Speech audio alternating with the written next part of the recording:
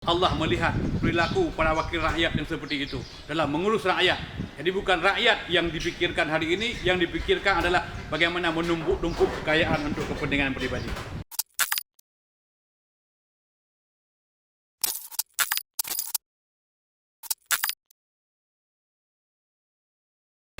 Terima kasih saudara-saudara atas pertanyaan sesuai dengan kondisi yang terjadi di Aceh dalam beberapa hari terakhir. Kita baca di berita yang tersebar di bermacam media bahwa Aceh termasuk dalam kategori daerah termiskin di Sumatera. Kemudian mungkin untuk Indonesia Aceh termasuk dalam ranking 6. Tapi mudah-mudahan kita tidak termasuk sebagai daerah termiskin di dunia. Jadi kita harap supaya tidak mendapatkan predikat yang seperti itu. Cuman kita sebagai manusia, tentunya sebagai seorang muslim, sebab di Aceh tentu kita sama-sama memahami bahwa 99% kita adalah umat Islam. Tentunya semua konsep kehidupan yang kita bangun hari ini adalah tidak bisa terlepas dengan konsep Islam. Kemudian banyak predikat yang diberikan oleh masyarakat lewat papan bunga yang tersebar di mana-mana. Mereka mengatakan bahwa Aceh adalah prestasi. Tapi kalau saya pribadi tidak melihat ini sebagai sebuah prestasi. Sebagai pribadi saya tidak melihat ini sebagai sebuah prestasi. Tapi ini adalah sebuah kegagalan yang perlu kita perbaiki untuk masa yang akan datang. Yang salah ini adalah sebuah manajemen dalam kepengurusan negeri ini sehingga berakibat yang seperti ini. Karena prinsip-prinsip dasar dalam membangun negara kita sudah abaikan. Ada beberapa prinsip dasar dalam membangun negara yang harus kita perhatikan. Misalnya ilmu. Jadi kalau orang membangun negara sehingga negara yang dibangun, sebuah daerah yang dibangun sehingga berhasil dengan ilmu, kita harus menguasai konsep ilmu. Yang kedua politik, yang ketiga sosial dan budaya, yang keempat pertahanan dan keamanan. Jadi ini tentunya tidak bisa kita lepaskan untuk membangun sebuah negara sehingga melahirkan konsep ekonomi yang benar. Ini merupakan konsep umum. Tapi sebagai orang yang beragama, tentunya nilai-nilai agama tidak bisa kita lepaskan dari membangun sebuah negara. Nilai agama, karena setiap sesuatu yang terjadi itu tidak pernah terlepas dengan takdir. Jadi kalau kita libatkan takdir, tentu kita akan libatkan Allah Subhanahu wa Ta'ala. Makanya konsep Islam dalam membangun agama itu harus, konsep Islam dalam membangun negara ini harus kita ikut sertakan untuk bisa melahirkan sebuah kemakmuran nanti pada akhir kehidupan. Sebab kalau kita perhatikan, yang selama ini kita membangun negeri, membangun daerah, agama diabaikan. Padahal dalam Al-Quranul Karim Allah sudah jelaskan, walau anna ahlal qura amanu wattaqau lafatahna alaihim barakatim minas samai wal ardh. Jika sekiranya penduduk negeri ini beriman, wattaqau dan bertakwa, lafatahna alaihim barakatim minas samai wal ardh. Allah akan mencurahkan nikmat dari langit. Wal ardi, dengan curahan nikmat dari langit diberikan oleh Allah Subhanahu wa Ta'ala, juga Allah akan membelah bumi. Di bumi pun akan keluar nikmat. Maka kehidupan umat hari ini adalah kehidupan kita semua terhimpit oleh dua kenikmatan. Kenikmatan dari langit dan kenikmatan dari bumi. Tapi sebaliknya, walakin kadzabu fa akhadnahum bima kanu yaktubun. Jadi orang-orang hari ini mendustakan ayat Allah, mendustakan Islam, mendustakan agama, mendustakan syariat. Maka Allah timpakan azab dan bencana karena kita mendustai firman Allah dan kebenaran daripada Allah Subhanahu wa Ta'ala. Indah konsep. Jadi kita membangun sebuah daerah tidak hanya menggunakan konsep-konsep umum dalam sebuah pemerintahan.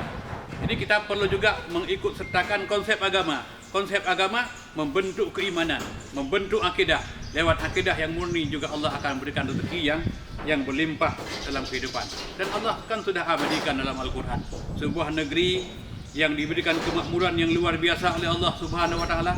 Apa saja kebutuhan rakyat yang diperlukan Allah berikan dalam waktu yang sangat singkat, dalam waktu yang sangat cepat, sesuai dengan kebutuhan mereka masing-masing. Tapi tatkala hari-hari berlalu, ada orang yang berbuat kemaksiatan, ada orang yang berbuat kemungkaran, tapi mereka yang melihat Lalu mereka membiarkan, lalu Allah timpakan azab dan bencana buat mereka karena mereka membiarkan kemaksiatan itu terjadi. Maka oleh karenanya kalau kita lihat dalam membangun Aceh hari ini, kita lihat apa yang kurang. Yang pertama, kita punya uang mungkin lebih dari cukup. Dana otonomi khusus yang sudah diberikan bertahun-tahun, tapi sampai hari ini kita tidak mampu memakmurkan rakyat. Ditambah lagi dengan DD, dana desa, yang kadang-kadang ada desa yang sudah mencapai 1 miliar. Hari ini pun juga belum terlihat berkas yang maksimal. Kekurangan kita hari ini adalah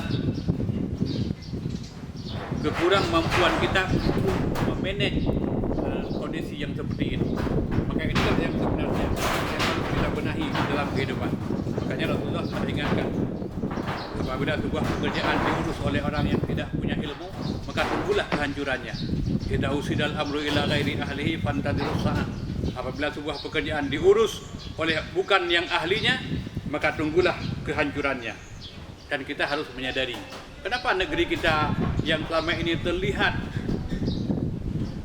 punya kemakmuran, ternyata kita mendapatkan prestasi yang sangat jelek.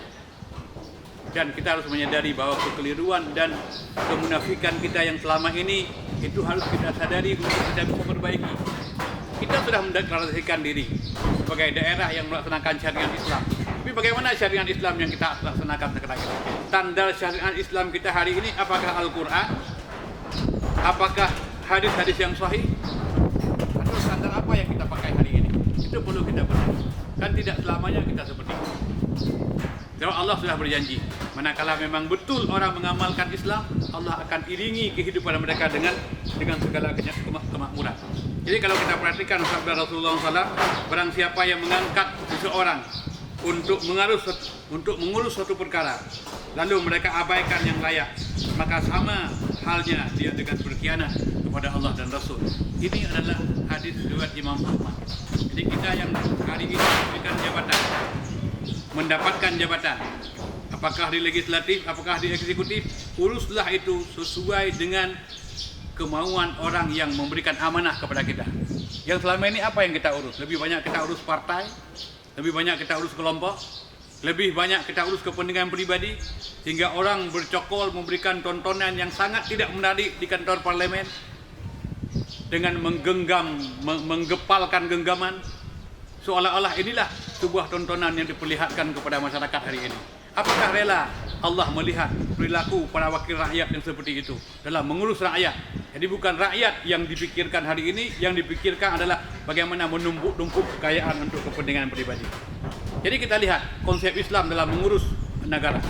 Satu ketika Umar bin Khattab menunaikan ibadah haji. Kemudian ditanya Umar bin Khattab, engkau sudah berada di sini, kepada siapa engkau serahkan kekuasaan yang ada di Madinah? Umar bin Khattab mengatakan, aku telah mengangkat pejabat sementara sebagai gubernur Madinah adalah Abdullah bin Abdah. Yang bertanya heran, kenapa Abdullah bin Abdah? Ada apa, kata Umar bin Khattab? Dia itu kan seorang budak. Ya, tapi adakah yang lebih hebat memahami Al-Quran saat ini di Madinah melebihi kemampuan Abdullah bin Abdah? Lalu dia terdiam. Artinya siapa yang layak jadi pemimpin hari ini? Orang yang paling pandai Al-Quran. Sebab Al-Quran punya manajemen yang bagus untuk mengatur negara. Jadi mudah-mudahan pelajaran yang seperti ini menjadi pedoman bagi kita ini. Sehingga tatkala orang memahami Al-Quran, tatkala orang memahami agama dengan benar, maka akan lahir pemimpin yang arif, pemimpin yang bijaksana. Dia lebih mementingkan kepentingan rakyat daripada kepentingan pribadi, daripada kepentingan kelompok, daripada kepentingan partai. Maka lahirlah pemimpin yang beriman dan bertakwa kepada Allah Subhanahu wa taala. Maka lahirlah pemimpin yang memiliki intelektualitas yang memadai untuk mengurus sebuah negara. Dan perlu kita ketahui bahwa ikan itu busuk duluan adalah kepalanya. Makanya negeri ini akan bagus manakala pemimpinnya bagus. Jadi kalau pemimpinnya tidak bagus, jangan berharap rakyatnya bagus, jangan berharap ekonomi ini bagus, jangan berharap kemakmuran itu akan bagus. Jadi kepada masyarakat Aceh semuanya, berikanlah kepercayaan pada masa yang akan datang kepada orang-orang yang memiliki intelektualitas yang bagus dan mereka memiliki landasan akidah dan keimanan yang memadai, sehingga seiring dengan demikian kemakmuran pun akan diberikan oleh Allah Subhanahu wa taala. Saya kira demikian, semoga ada